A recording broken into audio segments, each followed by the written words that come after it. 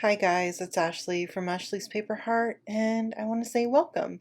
If you're new here, I hope that you'll consider subscribing and check out some of my other videos. And if you are a current subscriber, hi, how are you? I'm glad you're back. I love hanging out with you guys. So let's get started. Today I'm going to be working in something a little bit different. I'm not sure if I've shown this journal on here. I'll be working in my traveler's notebook journals, and I have two inserts in this cover. So the first insert I was kind of keeping more of just like the day-to-day like hikes that we do and any little day trips that we've taken.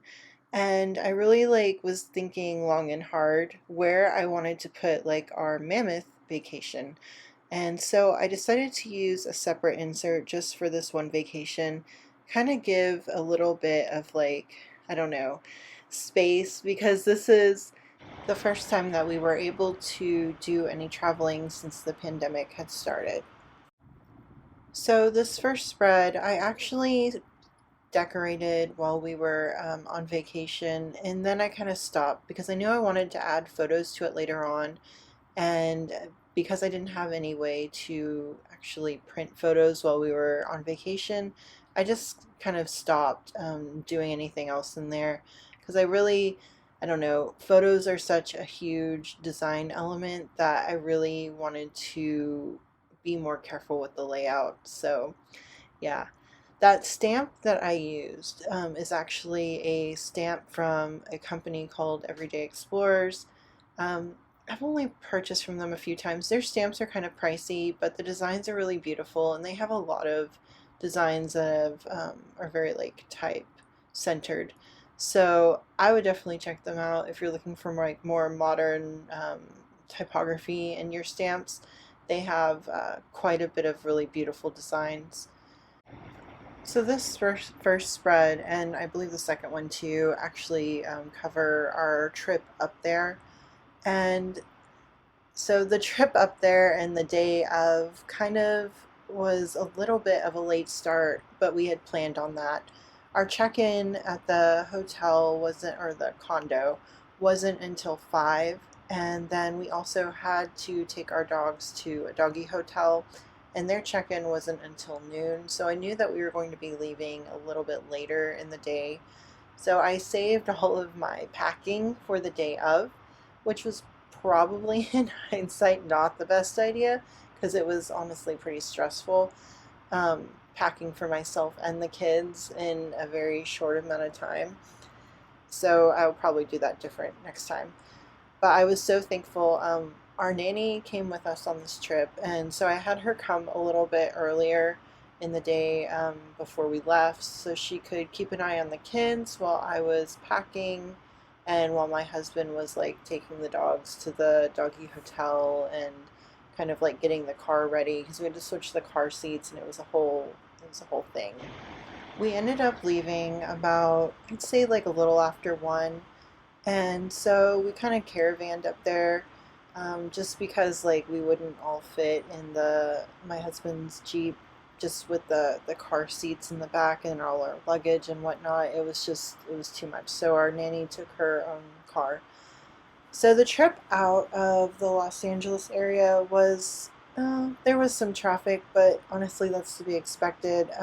There's always traffic in and around the Los Angeles area. It doesn't matter what time of day or what day it is. So after we kind of got out of the city and more up into the mountains, things were going pretty smoothly until we hit Palmdale.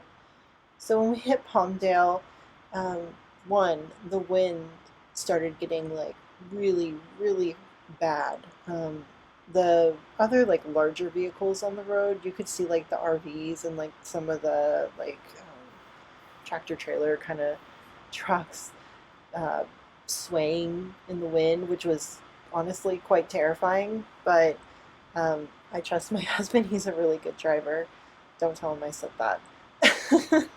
But so in Palmdale, towards the end of the city limits, we kind of came to a dead stop and didn't know why, and kind of sat there for a little while. And then traffic started moving again. And when we got closer to where the issue was, we saw like all these emergency vehicles, mostly fire trucks. So it looked like there had been a like brush fire that had started on one side of the highway and then jumped the highway and now was like burning in a field next to the highway. And so there had to have been like 30 firefighters out there with just various like tools trying to like stop any of the like embers from kicking up again and starting more spot fires.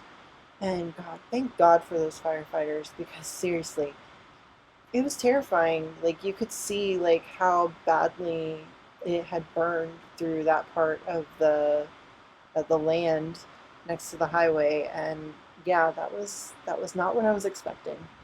So we dealt with pretty bad winds, I think pretty much the entire way up once we passed Palmdale, which was quite a ways. The drive would normally take about 5.5 hours, but because we stopped a few times, it took closer to 6.5, which is really good time, especially when you're traveling with a 2-year-old and a 4-year-old. So my kids actually did sleep a lot of the beginning of the first part of the trip, which gave me ample time to listen to some podcasts and whatnot. So my daughter had been asking to go to the bathroom, and we didn't have any good place to stop, and then she fell asleep. So little did I know, because I wasn't completely familiar with this route, we passed the last like major town before like a long stretch of desert, and that town is Mojave, I believe. And so after we had passed through Mojave, the kids were still asleep. And you know, if you have young children, you don't wake them up because that just ends in disaster. So we just let them sleep. And then, you know, of course, my daughter wakes up and we're out in the middle of the desert and there is literally nothing around us for miles. And she had to wait probably 30 or 40 minutes, which was not fun trying to explain to her to, you know, I can't do anything about it. There is literally no bathrooms. There is no houses. There's nothing out here. But we got through it, and she got to use the potty, and that was great.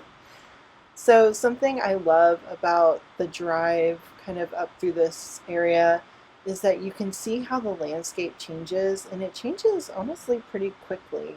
Um, we had passed through like this area that was just full of Joshua trees, and then they just kind of like fade out into the distance. And then you start like getting into more of like the rocky kind of mountains, the ones that were like formed by volcanic activity and have all like the darker color stones, and then you see like the big boulders that were, you know, blown out of there when, you know, thousands and thousands of years ago the volcanoes exploded. But it's just so cool to see, so like all the varying landscapes as you pass through that area. So there are a few towns that as you get closer kind of like signal that you're almost there. There's the town of Lone Pine, and I always kind of have a chuckle at that name because there is not there is not just one lone pine in that city. There is a lot of pine trees. And then you also pass through, I believe there's another one called Big Pine, and there actually is a big pine tree right outside of City Hall, like huge. And so that also kind of makes me laugh a little bit. And these are like, you know, kind of the one road through the town kind of thing. And then finally, you know that you're kind of in the home stretch when you hit a town called Bishop. And that's actually where we did our last stop. We got the kids some dinner. We did a drive-through, and then we also stopped at the park in the middle of town to let them eat and kind of get out and stretch their legs. We were only about 30 minutes away from our final destination. Well, actually more 40 minutes away. So it was the last stretch, but the kids were getting kind of fussy, and you know how kids are. They don't want to sit for long periods of time. I don't want to sit for long periods of time. So we got out, we let them eat, we let them walk around and kind of like, you know, interact with the ducks and whatnot that were there. That park is actually something that's pretty important to my husband. My husband actually grew up in Mammoth, and so his dad would take him down in the valley in Bishop, and they would go spend time together, get lunch, and go to that park a lot. So it was almost like a full circle moment that my husband was able to take our children there and kind of just hang out with them a little bit at that park. So um, after, stretching our legs and whatnot, we got back in the car and we started driving up the mountain. And it's a pretty like quick change in elevation. Like it's mostly uphill at that point. And that's when it started snowing. And my daughter was so excited. And it wasn't like heavy snow. It was just like little flurries and whatnot. And you could see like a definite like temperature change. There was probably like a good 15-degree temperature change going up the mountain, which I was not prepared for. So when we actually got to the condo and we were getting out and unpacking the car, my nanny and my husband were both like laughing at me because I was freezing. I had like a light jacket on and I was just like shivering and making a big deal about it. And they were both like, "What? This feels great." And it was like 40 degrees with wind. And I'm sorry, but this like Texas girl does not do super cold weather. So we got everything unpacked and into the condo, and the condo was really beautiful. It was wonderful. I wish we could have stayed there. My daughter kept saying, "Can we go back to our vacation home after we've left?" She even says that now, like, what are we, like 2, 3 weeks out from that? And she's still asking if we can go back to our vacation house. And I'm like, "No, baby, they just let us borrow it." Like, we don't live there. Although I really wish we did. I'm seriously considering moving up to the mountains. This last trip was really so good for my soul that I really want to be, I don't know, I think I'm at a point in my life where I want to be closer to that kind of nature. Obviously, there's lots of nature and lots of hiking where we are now, but it's not the same as these big, beautiful Sierra Nevada mountains.